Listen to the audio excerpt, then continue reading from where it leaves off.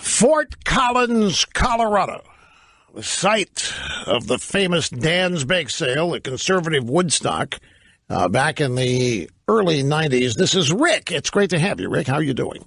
I'm doing great. Thanks for having me on the show. Yes, sir.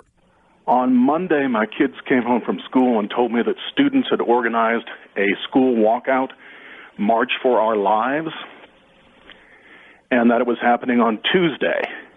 So I called the school and said, what's going on? They said, we've got it taken care of. We'll have some extra police presence, nothing to worry about. But I had Tuesday off, so I decided to go downtown and see what was going on. I went down a little early and saw nothing big, but I was surprised to see middle school kids with a teacher rehearsing chants against guns. I thought it was just for high school. I came back to the high school at the time for the walkout, and there were a lot of parents outside in their cars. One of them was actually blasting out, "We Are the World," as about... You mean the song, or somebody was just shouting it? Oh, no, the song. We are the world. So the parents were there to pick up the kids. They were all supposed to walk down the sidewalk protesting, get public transit to the town square. But parents came, quite a few of them, to pick up their kids. They all took illegal U-turns to get out in front of the high school. And a lot of high school kids just went home. They had their backpacks on. They walked out for the protest, but then turned the other way. No signs.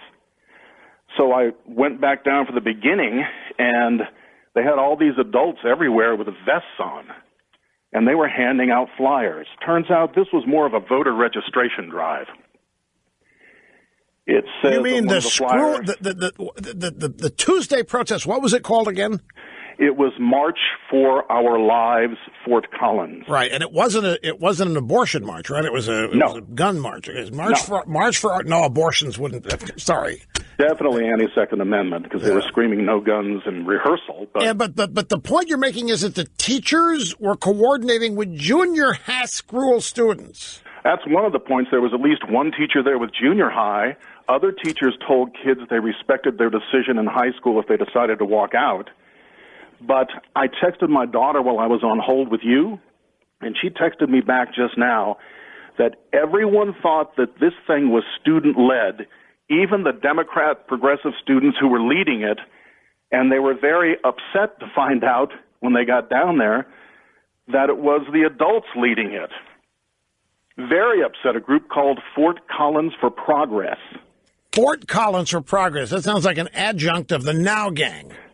Funny you mention that, because on the back of that little flyer, they have a list of sponsors. One of them is OFA Colorado, Organizing for Action. Sounds like Organizing for America. Right. The next one is Now. So the NAGs were there. So it was a voter registration drive.